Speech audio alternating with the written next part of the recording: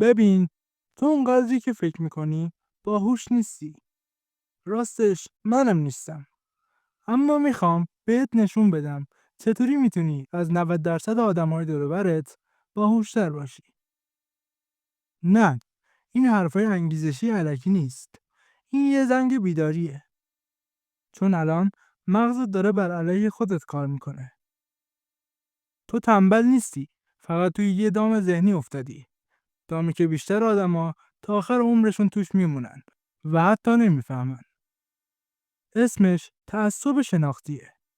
و اگه یاد نگیری ببینیش، همه تصمیمات رو کنترل میکنه. چی میخری؟ به کی اعتماد میکنی؟ چطور آدما رو قضاوت میکنی؟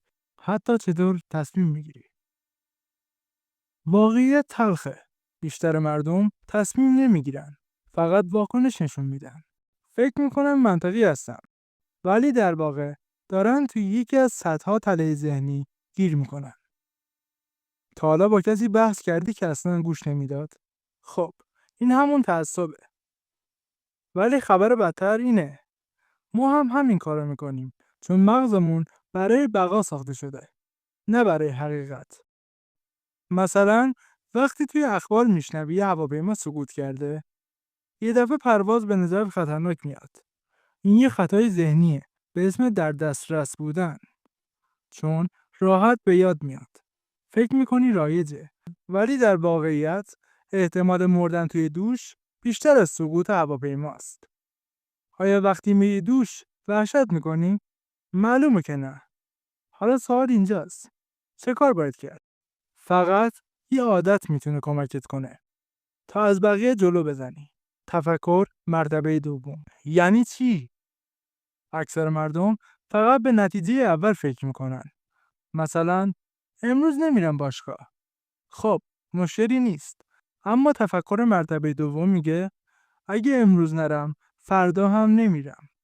بعد میشه 2 هفته. بعد حس شکست میکنم. بعد عزت نفسم پایین میاد. یعنی فقط الان رو نمیبینی. آینده بعدش هم میبینی. اینطور متفکرها 5 قدم جلوتر فکر میکنن. وقتی همه تو قدم اول گیر کردن. مغزت از فکر کردن خوشش نمیاد. چون انرژی میبره. واسه همین به جای اینکه مسئله رو حل کنی، میری اسکرول میکنی. به جای بررسی داده ها به دل و حس خودت تکیه میکنی. ولی خبر خوب اینه. مغز مثل عضله است. تمرینش بدی قوی میشه. از تصمیمای کوچیک شروع کن. مکس کن. و از خودت بپرس. برعکس چیزی که فکر میکنم چی میشه؟ حتی سعی کن علیه نظر خودت بحث کنی. اولش عجیب به نظر میاد، اما این دقیقاً تمرینه. آخرش اینه. بیشتر مردم توی اتاق پژواک ذهنی زندگی میکنن. فقط مصرف میکنن. واکنش نشون میدن. ولی به ندرت خودشونو به چالش میکشن. تو اگه خودتو مجبور کنی مکس کنی و عمیق‌تر فکر کنی، چیزایی میبینی که بقیه اصلا متوجهش نمیشن. این جادو نیست. حتی استعداد خاصی هم نمیخواد. فقط انضباط ذهنی میخواد. و چون خیلی اینو ندارن، همینه که کسایی که یادش میگیرن از 90% بقیه جلو میزنن. پس الان نوبت توه. بعد از این ویدیو میخوای فقط ویدیو بعدی رو ببینی یا میخوای با این چیزایی که یاد گرفتی یه حرکت بزنی؟ انتخاب با خودته.